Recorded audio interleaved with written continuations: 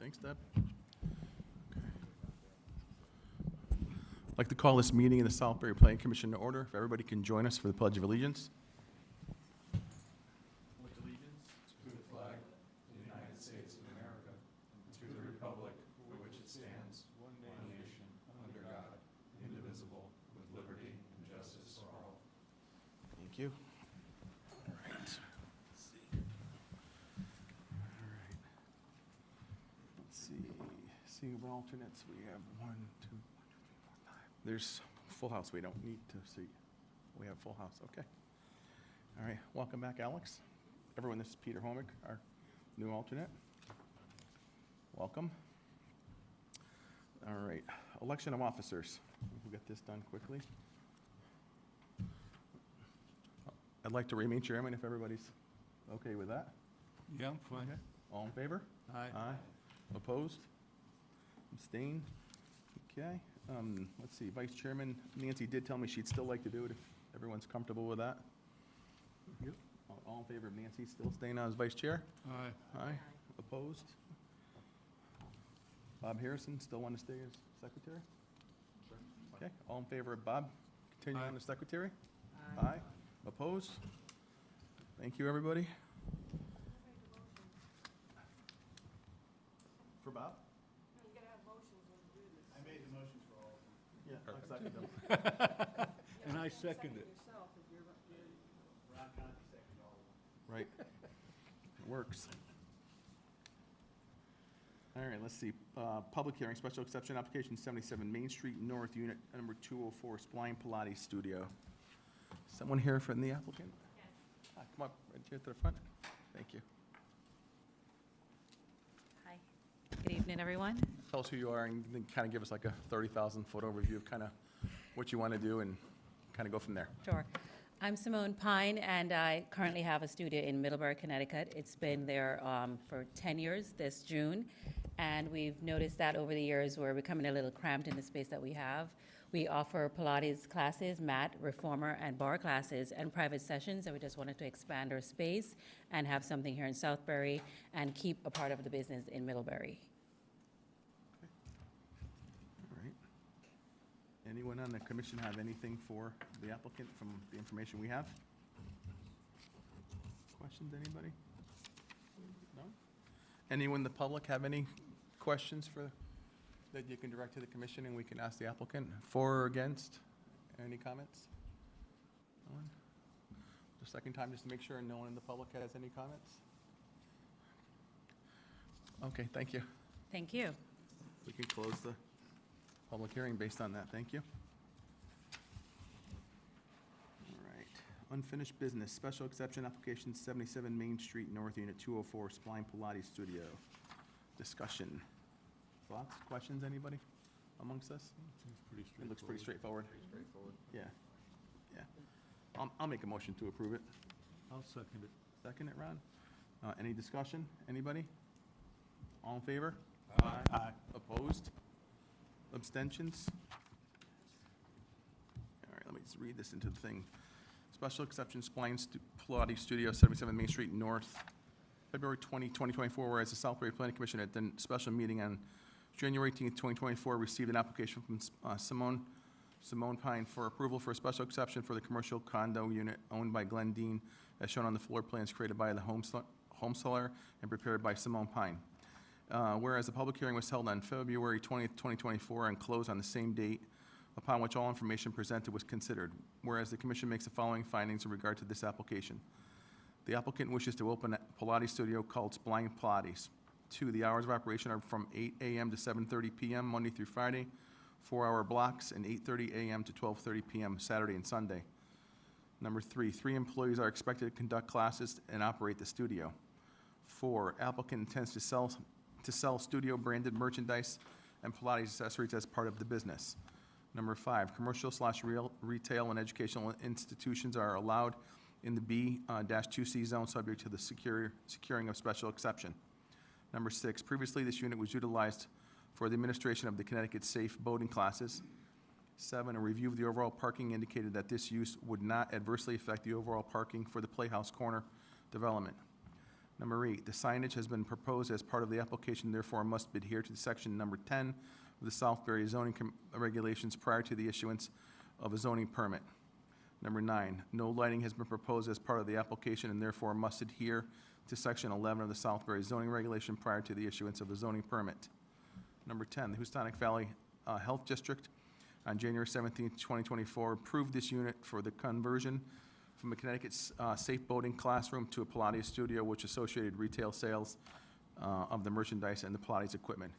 Wherefore, the Planning Commission finds this application substantially conform to the zoning regulations for the town of Southbury.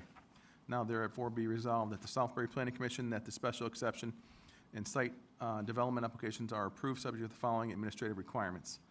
A, all signage shall be in conformance with section 10 of the Southbury zoning regulations. B, all lighting shall be in conformance with section 11 of the Southbury zoning regulations.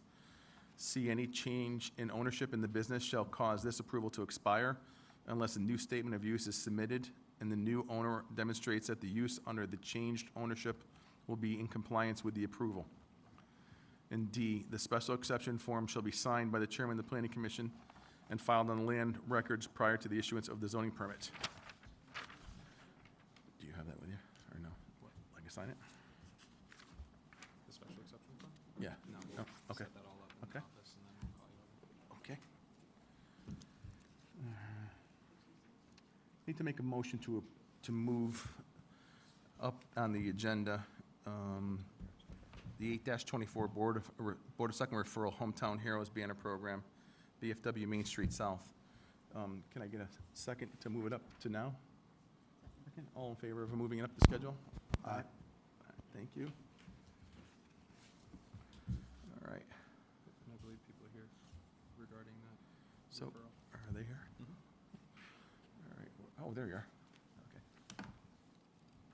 Just state your name and, Good afternoon, or good evening. David Patari, adjutant for the VFW. Mhm. And what we have proposed here is town flags or banners that to go onto the light posts that are already there, and the flags that we put on from Memorial Day to Veterans Day. These banners, we don't have any handouts here, but some stuff was sent. The prints out. Yep, yeah, if you go Okay. that way, we can go this way. But yeah, if you want to send yours that way, we'll go this way with this one.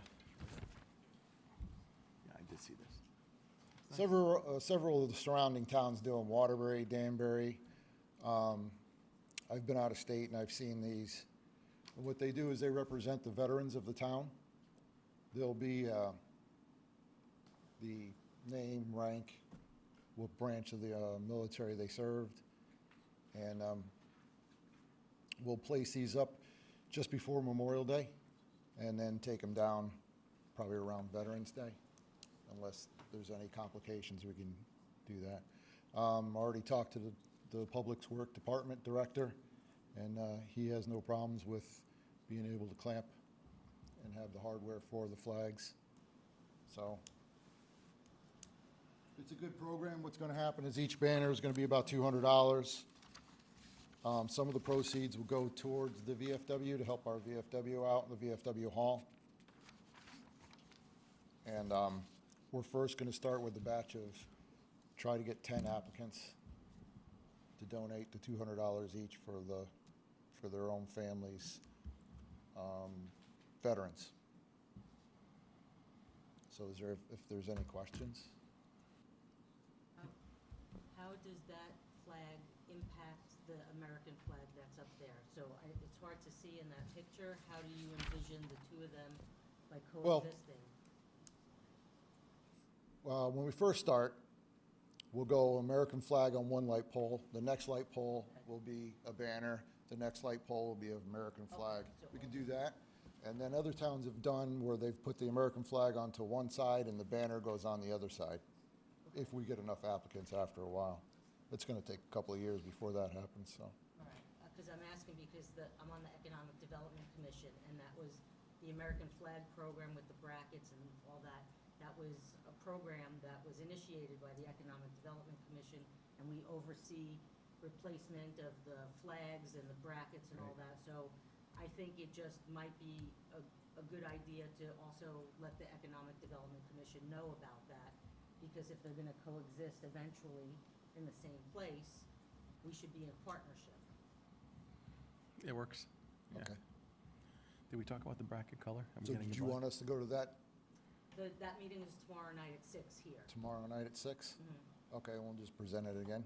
Yeah, I mean, I don't think it is gonna interfere with anything that we talk about here, but I just think for logistical reasons and because the EDC did initiate a program already and have to work through all the, Well, we basically could coincide with what you guys do too, is when the flags go up, the banner goes up, we'll have the same kind of hardware system, so, yeah, it just because that's a program that originated with the EDC, it just may be a good idea to let them know okay? that it'll be in, that, so this way you can work in partnership with where they're stored, when brackets have to get replaced, and those are things that we'd be able to do together instead of separately. And they're gonna be silver.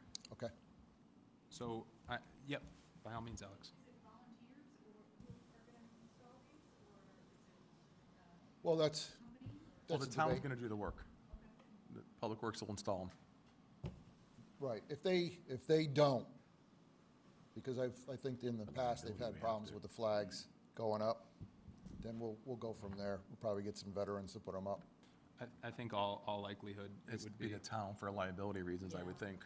With that being said, I did get a chance to speak with Hugh Sullivan, who was part of the Streetscape Committee. He was supposed to be at this meeting today. I'm not sure if there was a conflict of interest, but regardless, his main call-out was the color of the brackets and then the material that make up the brackets. He was concerned of degradation of the bracket Yep. material itself. So just making sure that the same color and frankly, the same. Well, the company that does this, they also have the brackets. Okay. And if you look at the brackets that you got on the flag poles now, it's the same ones, same hardware. That's why I called I talked to Jeff Manville. Called Public Works, told him about it, showed him. He says he's got no problem with it as long as it's, they're basically Those are the really same the kind big of. call-outs. Yeah, brackets, yeah. I think they were just worried about the color and not rusting and, as long as they're stainless steel, I'm sure Right, it's they're fine. black brackets that go on there, and Yeah. it's kind of what the same Powder ones you got coated, on there whatever. already. Perfect. So the hardware, we're gonna match up, Awesome. yeah, so it won't fall apart. So basically what our job tonight is just to give the Board of Selectmen a positive or a negative referral back to them. And Right. it seems fine. So that's what we'll do, and then they do the final, go ahead. Jason? Jason, you had a question? Just a quick one, thank you, Mr. Chair, through you. Is there a minimum threshold or a maximum amount of banners that, We're gonna do them in groups of 10 okay, for the company. So in other words, we have to get 10 members, 10 payments, and we have to get them in. We have to really move on this too. We have to have it, unfortunately, by the first week of March.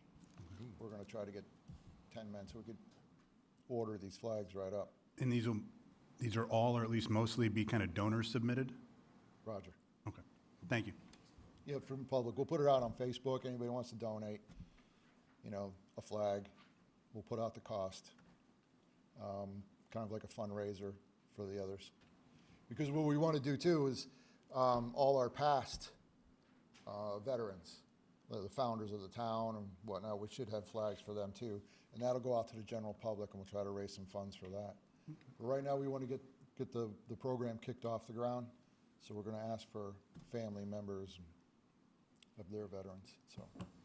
Excellent, thank Okay. you, thank you, Mr. Chair. Anyone else, any questions for the applicant? Okay, thank you. Thanks a lot.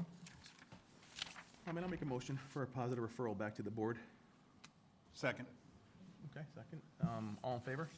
Aye.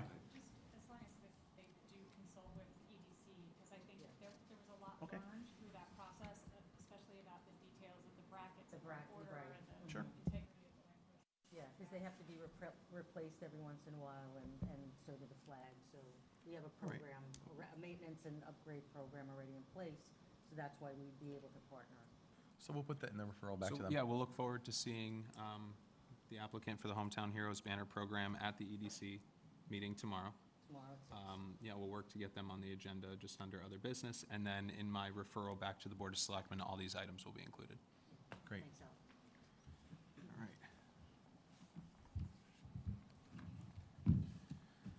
All right, let's see here. All right, on unfinished business, continuation, subdivision application, North Point Ridge, 75 Bucks Hill.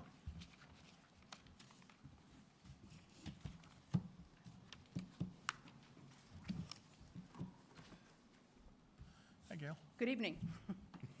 For the record, I'm Gail McTaggart from the law firm of Secor Cassidy McPartland. I represent the applicants.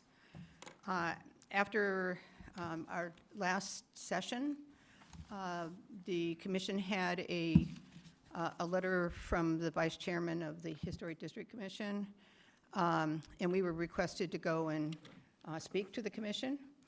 They kindly scheduled an appearance for us. We went to the commission. We spent a good amount of an evening there, had a very good discussion, and you now have a letter that should be part of your record that is actually supportive of this application.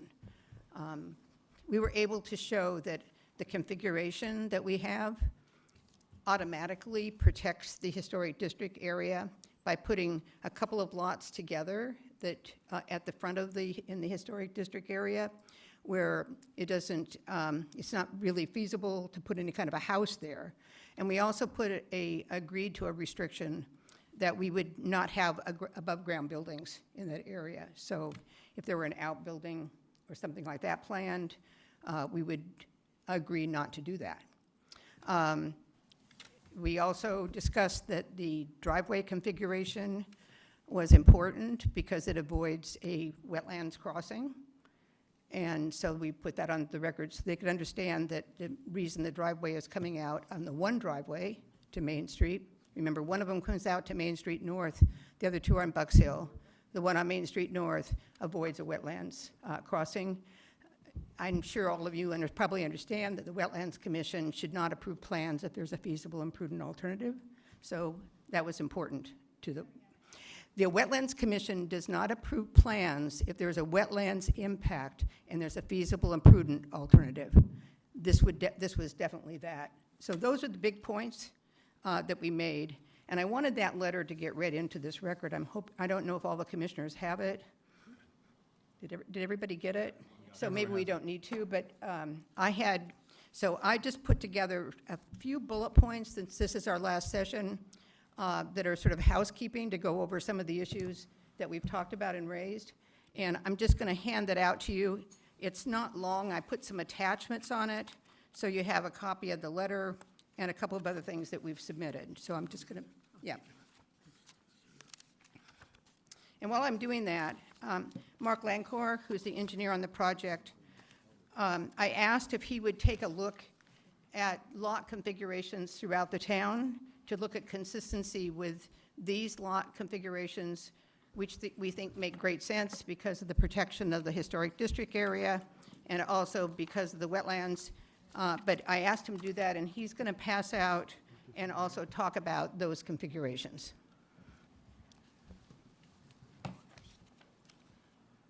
What's that? So the first, so the first part of this was the historic district review. You all have it, but what was important is in the end, the full commission, not just one member, the full commission. Let me just say, I think there was a misunderstanding with Mr. Gaharon about two driveways. He had looked at the plan and thought that one of the places where utilities may come through was really a driveway, and it's not. So there definitely was a misunderstanding, and I'll give that credit to him. Also, we did leave off a full set of plans with a Historic District Commission boundaries clearly marked on that. And on my little summary here at the very back last sheet is a very shrunken view of that plan, but you can see that it's there. And you have I know Jordan has the full-size copies of those plans that show the Historic District Commission. So the 200-foot boundary shows as being that front part of the two lots, and you can see that the setbacks and so forth do not certainly provide an incentive for any sort of development there. So the Historic Commission said that the portion of the property closest to the road was divided between two house lots, so that will remain open to preserve the historic viewscape. And although they would rather never have anything happen on this 13-acre piece, they said that the plan submitted is sensitive to its surroundings, and we are not objecting to it. They also said in summary, we don't have jurisdiction over anything that is proposed outside of the district, but they have no objection for this moving forward. So we had a very, I think a good meeting, and actually it was, I think, informative to both sides, because we could hear from the commission and they could hear from us, and it was a good idea. And we also made it a big point that we did not go to the Historic District Commission. We didn't think there was jurisdiction. They've agreed with us that these kinds of things that we're doing here, they have a right under the state statutes to provide advice and so forth, but there's no jurisdiction for a certificate of appropriateness, an application to go before them. There's a real question about whether the driveway would trigger that, but at this point, that driveway's not being installed. Historic District Commission takes things up once you have a plan. So if you have a building plan, you come in and show the building. So we're not at that point. There was also a question about future plans, and I thought it might be important for this commission to know that our Supreme Court and courts following our Supreme Court have made a decision that when a commission reviews the plans before it, it cannot turn it down because of what it thinks might be happening in the future. It only deals with what's presented to it and the regulations that are in force for those regulations. And I've given you some law because here's what our court has said. The commission's hypothetical speculation regarding future applications by the plaintiff, in this case the applicant, does not provide an adequate ground for denial of a present application. Should the plaintiff, it'll be the applicant, file such an application in the future, the commission will evaluate that application on its own merit at that time. And thirdly, the fact that the plaintiff may in the future seek a further subdivide, in this case it was 19 lots that were involved, is irrelevant. So it's not, commissions deal with applications before them. Every applicant may have something in the future, 1 year from now, 5 years from now, 10 years from now, another owner could come in. When they do that, they have to comply with the regulations of the time, and they have to put an application in that reflects that. And our engineer has said that's exactly what would happen here. The subdivision complies with subdivision and zoning regs. We have, and I don't want people to lose sight of this, we have 3 lots on 13 acres. We have 15% of the property that's in a conservation restriction. We've offered a deed to do a fee in lieu of open space and keep the conservation restriction, which was part of the wetlands plan. The wetlands plan has no regulated activities in it, but it also had this area that's set out for wetlands protection, which is the conservation restriction area. The conservation restriction, there was a question about whether we had provided a typical conservation restriction.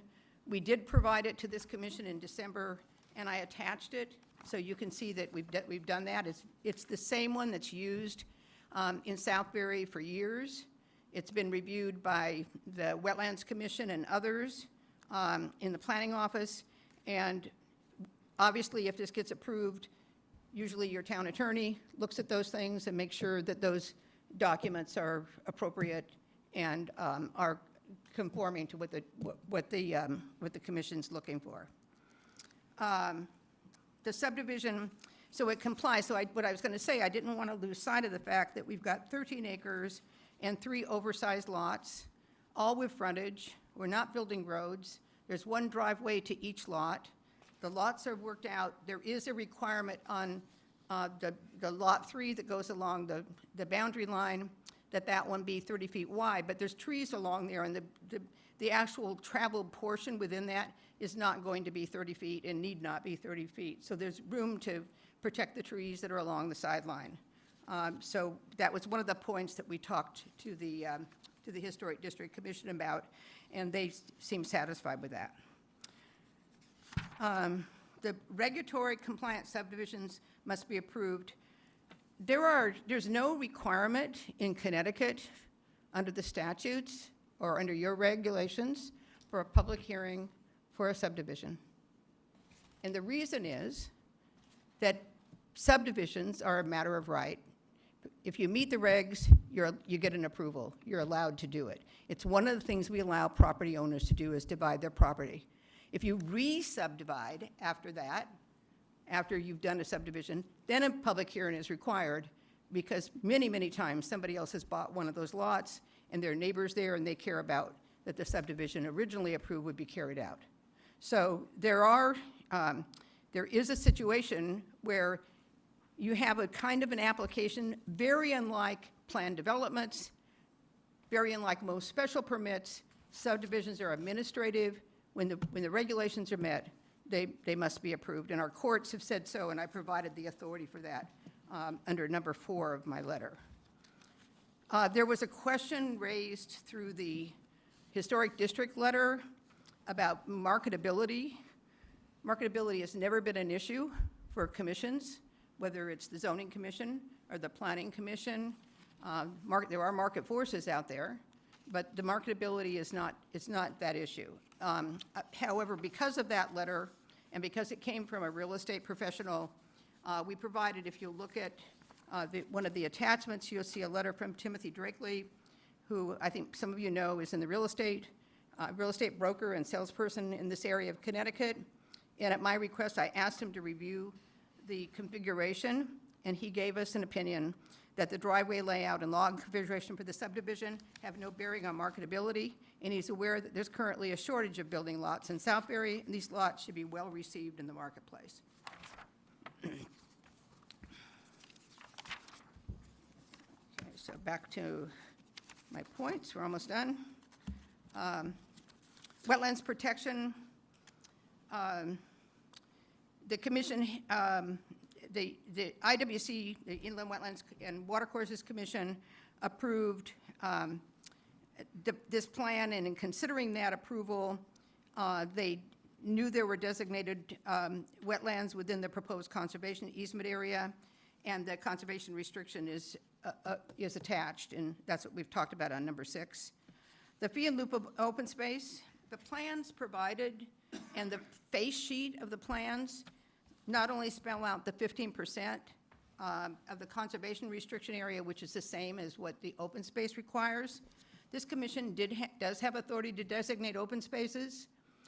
It also has a requirement to consider the conservation, the Inland Wetlands Commission reports and approvals. And in this case, they approved a plan with a conservation restriction. 15% of that area of the property is preserved. There are uplands within that area, and they meet your percentages under the regulations as to the amount of uplands per the amount of wetlands on the entire property. So that 15% was there. This commission asked if we would consider a fee in lieu of open space. After consideration, the chairman of the commission had also asked if we would increase that 15% by putting more upland review area in there. We said we're already at 15%. That would take us to 22% of the property, which is a huge number. And we said that we would agree to do the restriction the way it was proposed with the 15%. You don't need to call it open space. It's preserved no matter what under the conservation restriction.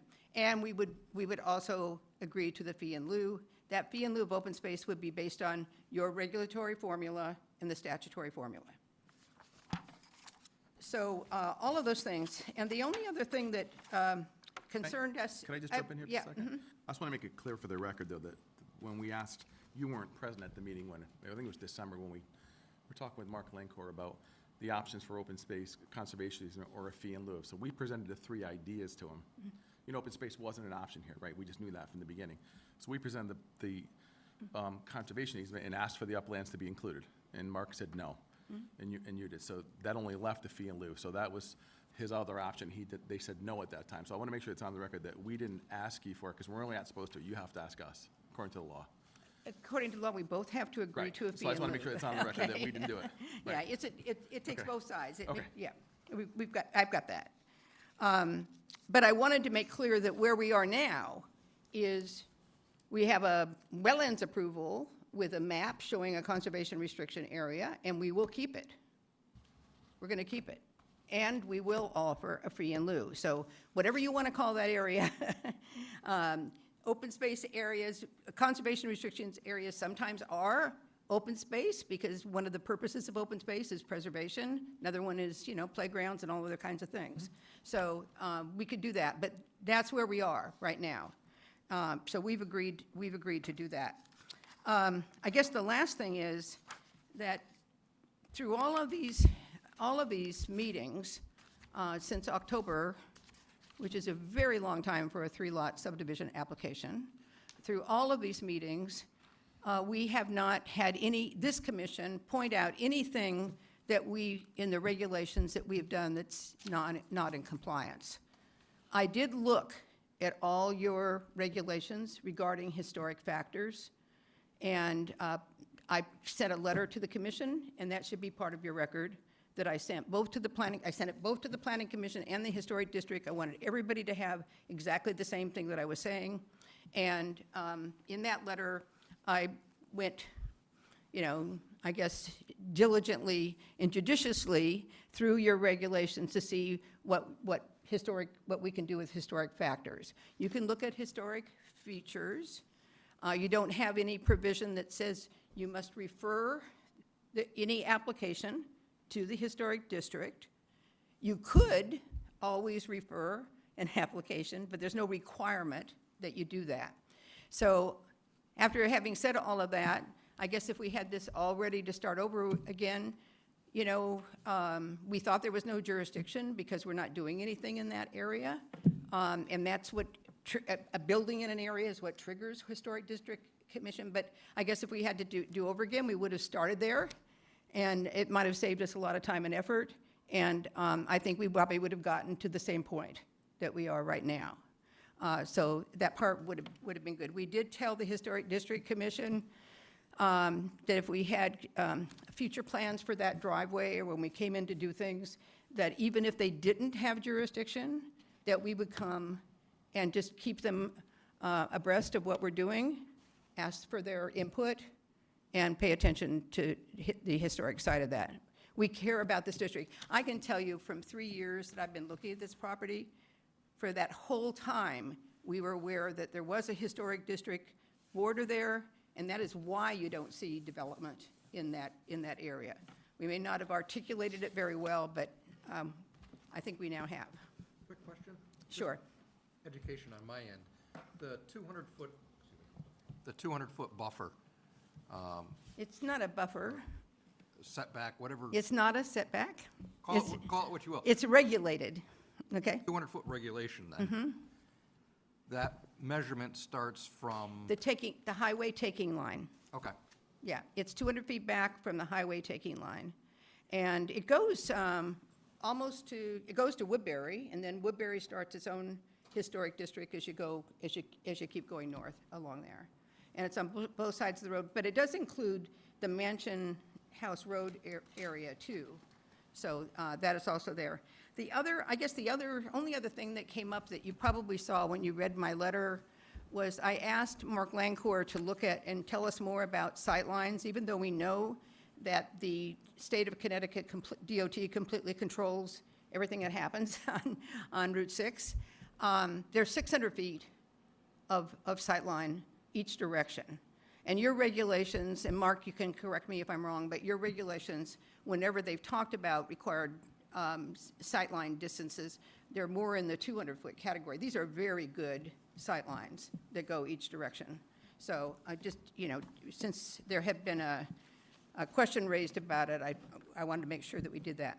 I'm going to ask Mark, because we've talked about the configuration, and we've discussed that it does a couple of good things. It protects the historic district. It also provides a alternative to for the driveway in terms of the driveway, in terms of a wetlands crossing. But there have been a lot of questions about what configurations this town has approved for subdivisions. And I'm asked Mark to take a look at that, and he's going to come up and do that. For the record, Mark Lancourt, I'm with Dymar, engineer of record here, 800 Main Street South. And, yeah, it's pretty evident that You know, I've been doing business here for over 40 years and worked in the capacity of doing a lot of subdivisions in town. And I can say that the configurations on a lot of lots in this town are not what you would consider just square, okay? A lot of the configurations actually are pretty archaic in terms of trying to fit in places where they need to fit houses and that sort of thing. So what I did is I just went through the GIS. I mean, it's pretty easy to do. Spend some time, you can go through it yourself from a subdivision standpoint. In fact, even my own subdivision, I live over on South Georges Hill Road, and I can tell you that there are 3 or 4 lots in that subdivision alone that are pretty squirrely, but it was part of how to, in order to find a place to put a house.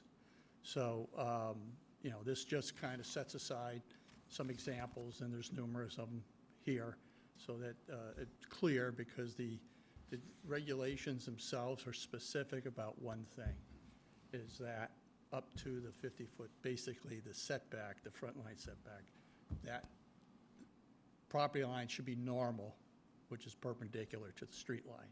After that, it's anybody's game. And I'm seeing it in town, and that's what it is. So just to have it for the record, just some examples so that you've got it there for yourselves, okay? Any questions for Mark? Anybody? Okay. Well, I'm not agreeing that what we've presented is squirrely.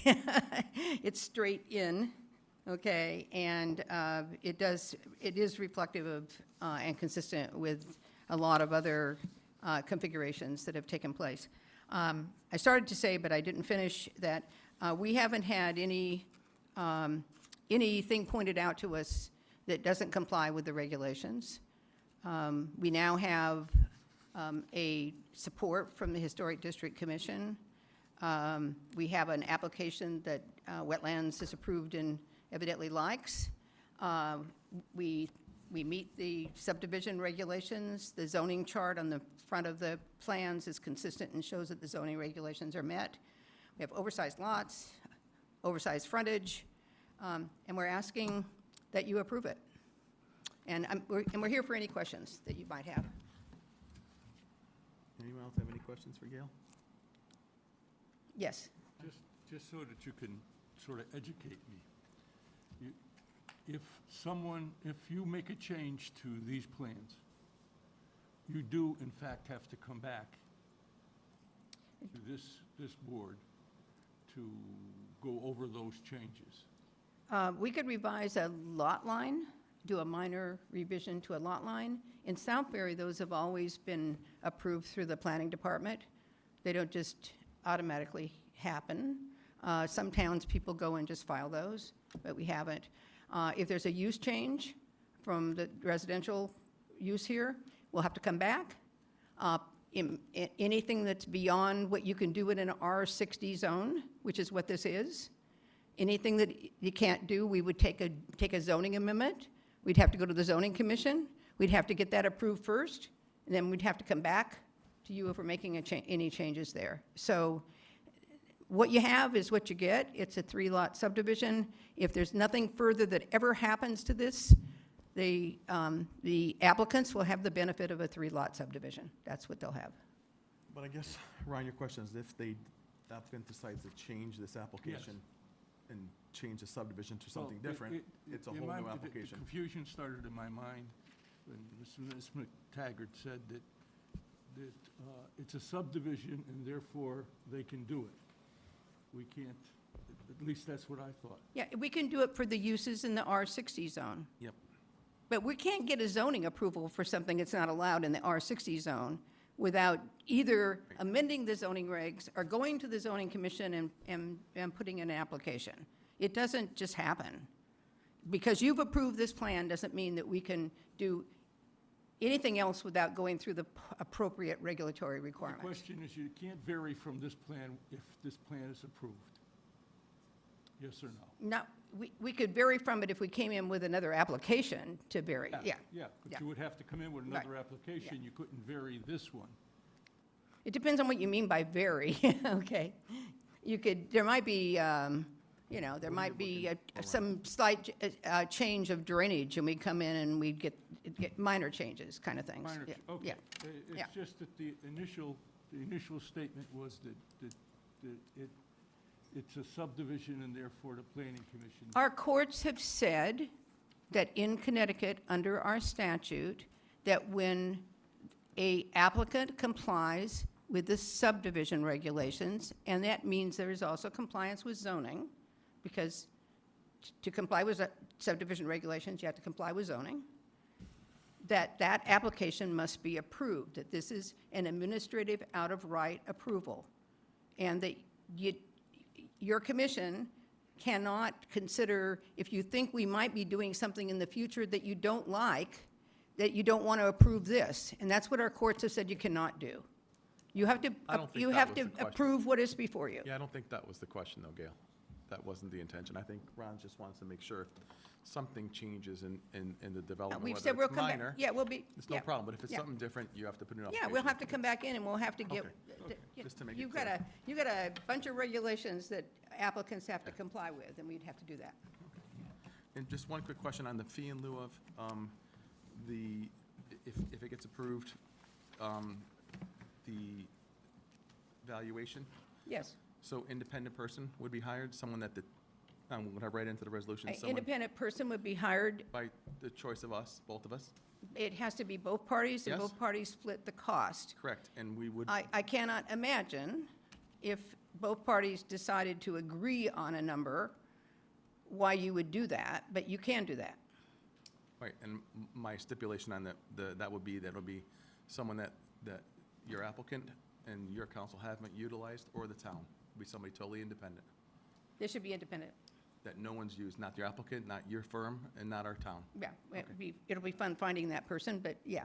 That's the way we're gonna write into the resolution, if that's the case. Yeah, you can. And the only thing that I would say is, I don't know why you would bootstrap yourself. So if you ended up with thinking that, like the assessment valuation for the town, that's pretty recent, was good, and both sides wanted to use it, you should be able to have the flexibility to do that and not spend the town's money that way.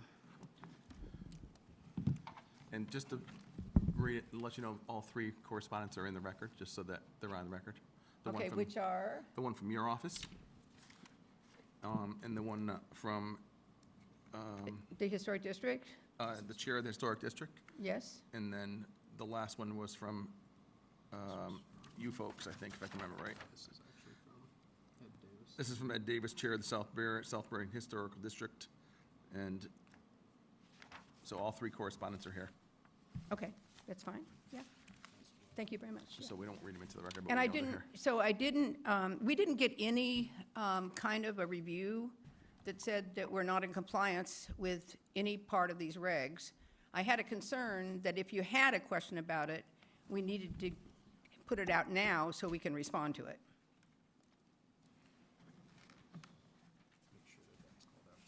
This one too. Is actually not a petitioner, but not in favor. This was a correspondent that came in from Peasley, Ryan, and Ward PC, sent via UPS overnight delivery, Planning Commission, proposed subdivision, North Point Ridge subdivision, from Attorney Franklin Pilsey. Yeah, may I get a copy of it? Yep, and this is just representing Stain Legason and Joe Stokel, 86 Main Street in North Southbury, Connecticut, where they're opposed fully against the whole subdivision. And you could read through, they feel that there's, like a quick note, they fear the subdivision is only a first step in a bigger multifamily project that the developer is planning in the property. Again, with only access to one driveway running adjacent to the Stokel property, there's a genuine concern the future development proposal could result in a significant increase in density and use of the sole access. Stokel is aware of the application established in the PDD for the property and was pending before the zoning commission several months back in 2022, and stated the goal of development of it was stated during the meeting, included a non-specific multifamily PDD. Said application was ultimately withdrawn because the planning commission recommended withdrawal on the grounds that Southbury was in the process of updating a plan to multifamily housing and affordable housing. Clearly, there's an evidence of an intention of multifamily development. During the 2023 present subdivision application was filed. The application proposes lot configuration which are irregular and unusual. The public hearing minutes indicated awareness for the planning commission that there is some non-disclosed development goal. The minutes indicate a reference of a secret plan from the ultimate development of the property.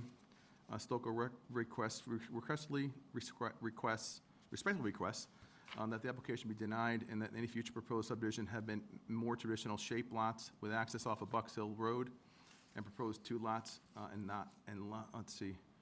proposed lot 2 and 3. Stoker will also respectfully request that the subdivision be denied until such time as an ultimate development plan is disclosed. If you have any questions, please contact us, undersigned by your convenience, Attorney Franklin Pilsey, just so you know it's in the record. I'd like to have a copy of it. Sure. I think Right, if you look at number 2 in the memo that I passed out to you tonight, I think it answers the question or the issue that's raised by Attorney Pilsey regarding disclosure of future plans. We're not saying we don't have any future plans. We're saying we're living with this application. That's what you're reviewing. That's all that you're reviewing. We're not looking at hypotheticals possible. And I have to tell you, honestly, in my office, I don't have any building plans that show anything. Okay, so we're not at a point where I could even, if I were going to, could even tell you what that is. And our courts have looked at it and said, you review what's before you. That's what we intend. And by the way, if you look at those plans, if you look at Mark's engineering plans, you'll see soil erosion sedimentation control for a house. You'll see all of those plans that are specific for development as required by your subdivision regs. It's all there. Anyone else have anything for Gail? Alex? I hope I'm not rehashing anything. I know you had said that for Lot 3, that driveway was to avoid wetlands. Was there any discussion in the plans of a shared driveway going to, because that would not? 2 driveways coming in from Main Street North? No, well, no, I meant the Lot 2 and Lot 3 having a driveway that feeds into, so Lot 3 feeds into. I know shared driveways are not preferable. They're but not. wouldn't And that- actually, the Historic District Commission was pleased that there was a single driveway coming out. If you drive all along Main Street, every house has a driveway that comes out to Main Street. You have to do that to utilize your property. So this is very consistent with that. And I don't know, Mark, on the other was no driveway discussion of that. locations, can you? Just on the shared driveway concept, the other thing that you have to do in wetlands, and they require this, I've been doing this a long time, you need to show that you can put both driveways in for them to approve that before they will give you a shared driveway under wetlands and under planning. I've done that. So there's a lot of situations in this town where we'll have a common driveway that services 5 lots, even in my own subdivision on South George's, okay? There are 5 houses that are off of one shared driveway.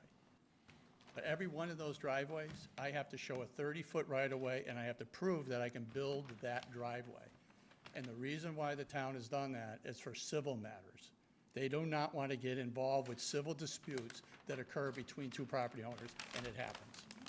So that you need to show that they can build that driveway in the event to do that. So in this case here, to do that, we would have ended up with a regulated activity, and a regulated activity. So that objective, our objective under number 1 was not to have it. So that was, okay? Yeah.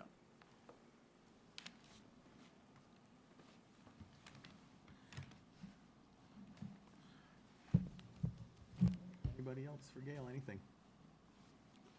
Okay, thank you. Okay, thank you very much. I appreciate it.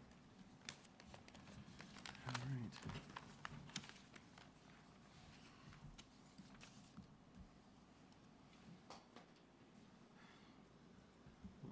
Comments, anybody, or questions or thoughts? We have to make a decision tonight on this. Anything? Jason? Just from my perspective, I think this topic has been debated pretty thoroughly. I think the commission had They may still have some uncomfortable feelings about it. I think they asked the appropriate and prudent questions, and I think they pushed back where they wanted to push back to get answers. And I think we probably made this approval process a little bit better from the town's eyes during that process. I think the applicant, at the same time, has answered the questions. I think that the document furnished today, I think, addresses a number of our concerns.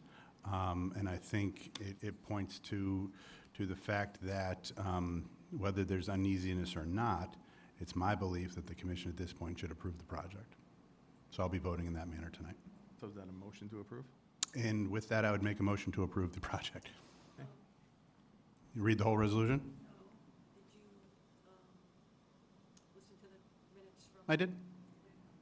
So, yep, you just have to state that on the record. Just say that you listened to the minutes from the last That's meeting. it. I read the minutes and I watched the videos and listened to the audio recordings. Thank you very much. Yeah, you're welcome. Anyone want to second the motion? I'll second that. All in favor? Aye. Aye. All right, I'm going to read the resolution here first.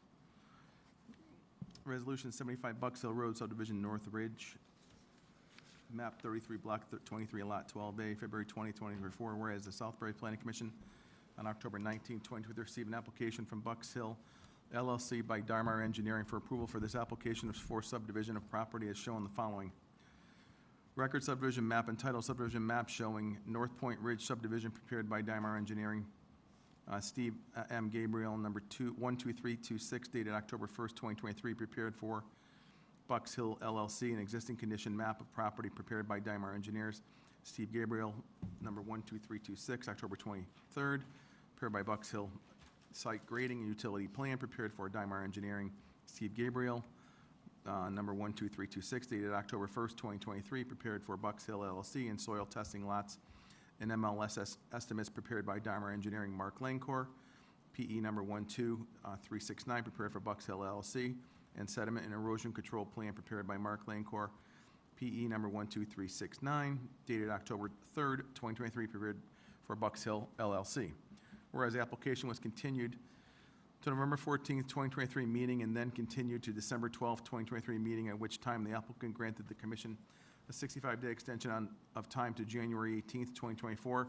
Special meeting, the application had been tabled to February 20th, 2024 meeting. Whereas the commission makes the following findings with regard to the application. The application proposes 3 lots on 13.63 acre parcel. Each lot would be served by a private driveway.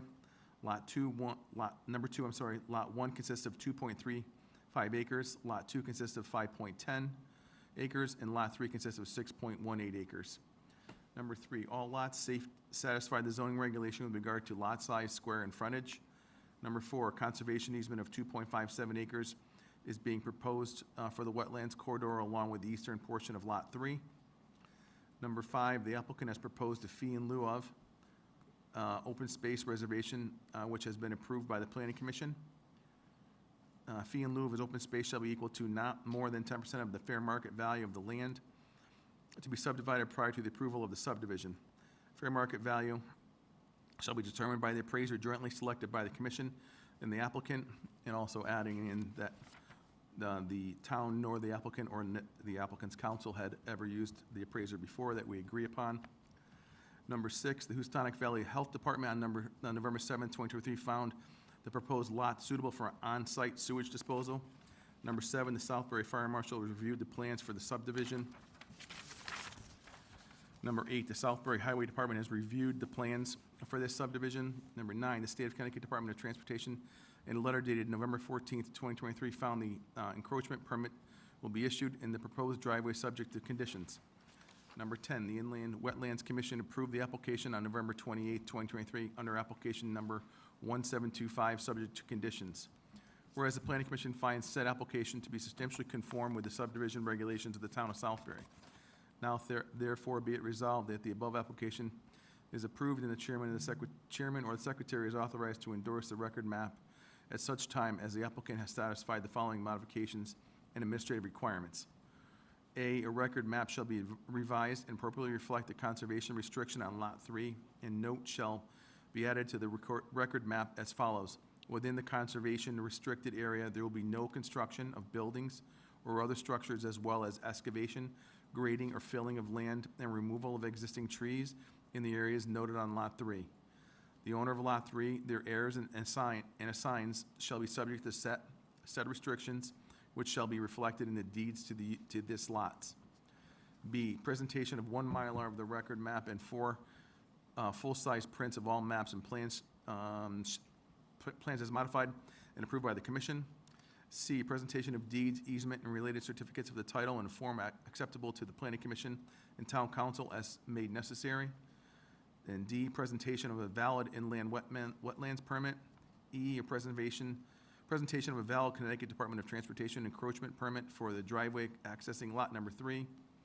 F, appraisal shall be completed prior to the filing of the approved subdivision map in the office of the town clerk. The cost of such appraisal shall be equally shared between the applicant and the town of Southbury.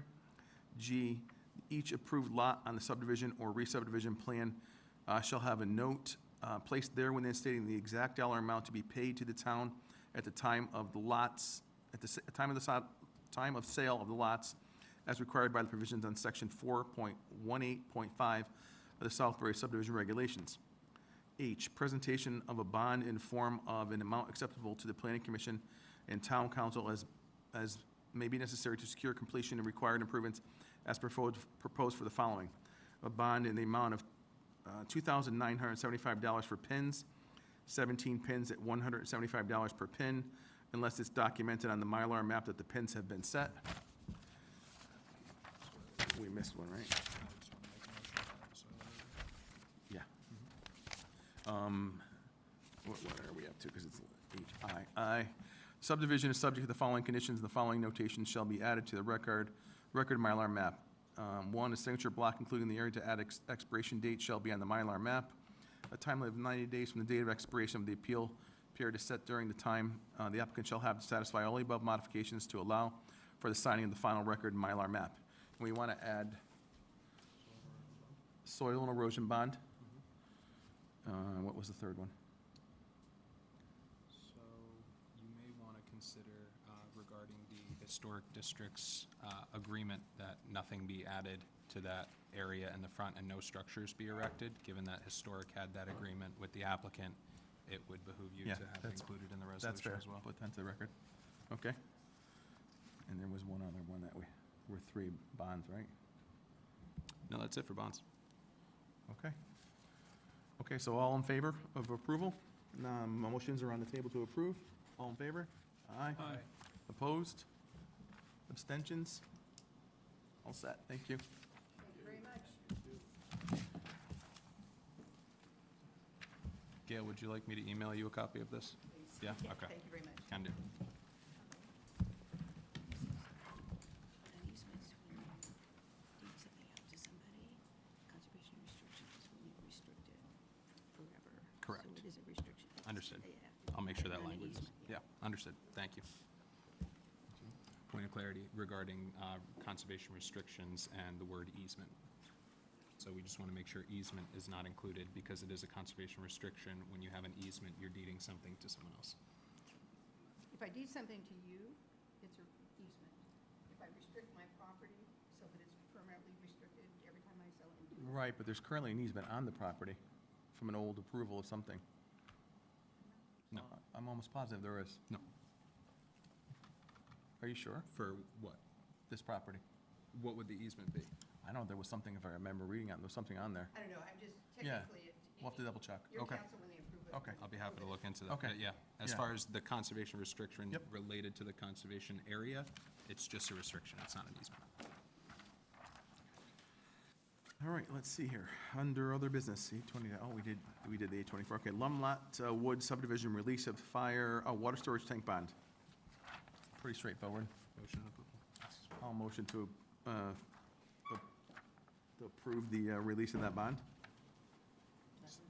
Robin seconds it. All in favor of releasing the bond? Aye.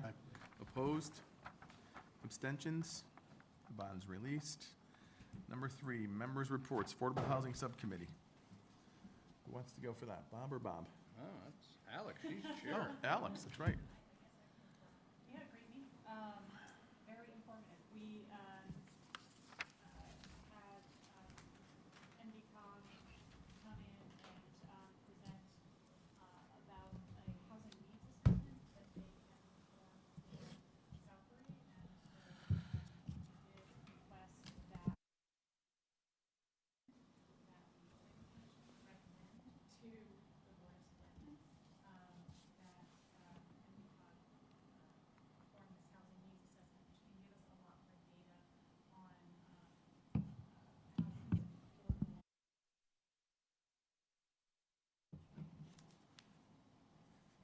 Really be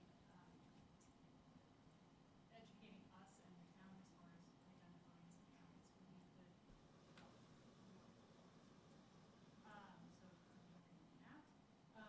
And then we also talked with Kevin Germeyer about starting a series of info sessions with developers to really look at what they need and cross-educate about issues of affordable housing in mind. So, All right, perfect. next meeting is March 5th. So we'll get some maybe future educational stuff online. So if someone goes to the website, they can kind of see a little bit about what affordable housing is and kind of the difference between that and, there's everyone has the aura of, affordable housing is not, it's, Section 8. yeah, exactly. I was looking for the right word, right. Right, so the people can understand, truly, it's just, people just have need, it doesn't mean they have no money, but it's just a need, right? So that's something I think is very important. I think the Board of Selectmen is really looking for a jump forward on that piece anyway. And, the next, 6 months or so is kind of what we had originally talked about, so I think it's fine. We'll be on target for that. And I know you were working on a flyer at one time too, or a brochure of some sort, correct? Trifle. It's done. Done for a long time. Yep, Yeah. so that was good. That was a June. Yep, that was part of it, so that was good. And then there was, did the grassroots organization talk to you folks? Did they come say hi to you yet, or no? No. Because I know Bob and Jordan and I met with them. Yeah. Okay, So there's also a speaker that we may be able to have in the next. okay, cool. Meeting in the next couple of weeks. Yep, good. Informed and looking at other opportunities. Yeah, so as far as the Affordable Housing Subcommittee meeting with the Southbury Affordable Housing Alliance, it's really up to you guys as to when you want to fit them into your agenda. The Planning Commission has reviewed it, essentially offered that option to you as, having a guest speaker, having someone come in with outside information and have that discussion to, boost up confidence, information, whatever the case may be, but it's essentially in your court to do with what you will at this point, and if there is any assistance I can provide to facilitate that, just let me know. Wonderful. Ron? There was a discussion on Pierce Hollow and where we stand with Pierce Hollow. It went to the first selectman desk and it went to the lawyer's desk. I think at the last meeting was in December, we talked about it too, and, Bob Harrison had mentioned a little bit about the fact that, I think your wife was looking into, or gonna check into possibly how we would go about getting the language changed for like a multi-generational use versus just the elderly, I guess, right? Or Right, I can't remember the wording of it, something along that lines. Well, what she had requested through us is that, she wanted to make sure that Southbury was actually requesting this. The Yep. Affordable Housing Subcommittee made a recommendation, or suggestion to the Planning Commission that the language be changed in the Public Act, the Special Act from years ago, that age restricted the property. Planning Commission agreed with that, but they wanted to forward specific language to the Board of Selectmen, so therefore, that language went to the town attorney for his review. I have not heard anything from that point. Really, not much is adapted from that as far as what the first selectman is looking for at this point is just a bona fide referral from the Planning Commission to the Board of Selectmen, and as far as any re-language writing that will have to get done, they would coordinate with that with Town Council on their own. So I'll follow up with them too. pretty much at this point, if you guys want to make that referral, we can get the ball rolling on that. Okay, I said we make the referral. it's me confused again. What exactly is the first selectman and the board of selectmen looking for from this commission? So in my discussions with him, he just wanted to make sure that it followed the right pathway forward. So in my informal discussion with him, it was more, hey, do we need to bring this before to town council to get rewritten? How would you like this to essentially go? And in that discussion, it was essentially disseminated that that's the course of action that he would like it to take. Affordable Housing Subcommittee, up to the planning, referral to Board of Selectmen. Since we're operating with the state, he just wants to make sure we're following everything by the book. So what does this commission have to do now? A referral to the Board of Selectmen for the rewriting of the language of that bill. So somebody's got to make a motion that, I'll make that motion. Does it need to be added to the agenda? We're under other business, so I think we'd be okay. And we're under Affordable members' housing. reports for the Affordable Housing Subcommittee. Yeah. This is where that Making sure it's discussion. legal, that's all. I think we're okay, right? Thank you, thank you. Yeah, we're under members' report, so I think it's okay. This is what comes out of the Affordable Housing Subcommittee and Yeah, it's a and the members' discussion report, with that's this. fine. So I'll second that motion that we make a proposal to the board. All in favor of that? Aye. Opposed? Abstentions, and then we'll get Jordan to write it. If I could add to that, what I was going to say, and you guys sort of beat me to the punch here. I got an email this afternoon from Sharon Wirt, who was with the Southbury Affordable Housing Alliance. And she's asking, do you know if the wording has been worked out and sent to the legislature? And does the wording mention to which organization the town will lease the 45 acres for creating affordable housing? Yeah, we tried to explain to her that this takes time in the meeting, that she's under the assumption that, we'll get a change tomorrow, and, someone will grab a piece of land tomorrow and a builder will come in, and we tried to explain to her, because she said there's such a shortage of housing, we get it, but even if a development started tomorrow, it's still 18 months away Yeah. before anybody could move in. Right. So it's not like it's and that's, I think, part of the, And the specific developer that actually gets that And to right. be honest with you, the likelihood that this language now make it into this short session Yep. is slim to none. Correct. So you're not even looking now until, summer. no, next year, Oh, before the legislature meets again. wow.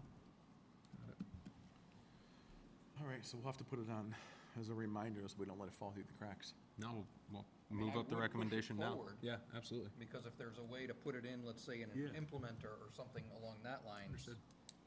Yeah, there's a possibility, but it's a slim possibility. okay. But at least we got the ball rolling. Yep. Yeah. All right, let's do that. Sounds good. Anyone else on the affordable housing? Or any other member reports? Anyone else have anything? Okay. Correspondence. The only one we had was the one we read into the last application for North Point from that attorney. No, correspondence was continued discussion regarding First Light. Oh, First Light, sorry. Any update on that? I did get a chance to correspond with Connecticut Audubon in talking during our last meeting. The Benton the River Audubon Society essentially said, we appreciate you guys notifying us, but the Eagle Observatory is actually not a part of their purview. It's part of the Connecticut Audubon. So I reached out to them. They have received the full set of electronic plans. They've received both letters, not in opposition, but in concern from Southbury Land Trust as well as the Benton the River Society. So I think the best course of action right now would be to allow them the opportunity to review. If they have any outsized concerns, they'll report those to us and we can chase those up any way that we need. So we Nan- didn't hear from First Solar then? Or First Light Solar, we didn't hear from them at No, all? essentially, they're pending Okay. us to reach out to them and let them know what we're seeing. Nancy's So just worried about the babies. Nancy really wants it moved forward, yeah. that we're calling out a pre-count, Yep. a survey of the birds, pre-construction and post-construction, as well as essentially calling out that no work would be done during the hatching and fledgling portion, which I think is fair. And if you guys would like, both those recommendations can get passed on to First Light now, and they can be notified that we're still pending review from Connecticut Audubon. There's still some questions that we have, but as of right now, these are the main points that we would like considered. I think that's perfect. Okay, That's fair. All right, I mean, we can only recommend it, but, you know, they do what they have to do. precisely. Right. Yes. We don't have a say, so that's fine. That works. All right. Anyone else on that topic? Okay. Let's see, meeting minutes, January the 18th, 2024. Let's see who was not here. Ron Conti and Jason cannot vote on the minutes. Yep. Everybody else, any changes, additions, anything that you don't like or like in the minutes? And if not, we'll need a motion to approve them. Motion to approve as presented. I'll second it. All in favor to approve the minutes from January 18th, 2024? Aye. Opposed? Abstentions? Okay, passed. Any other business properly brought before the commission? Everybody just, whoever walked in late, Alex Kidneys, I got you, most people remember from a couple years back on the commission. Our new member, Peter Homick. Say hi to Peter. Peter's our new alternate. So, welcome, guys. If you need anything, talk to the chief over here. He'll get it for you. Whatever you guys need. You want these for the record? Oh, yeah. Okay. That's perfect. All right, That one, don't need this. I'll make a motion to adjourn. Oh, second. Oh, all in favor of adjourning? Aye. All right, thank you, everybody. Garbage.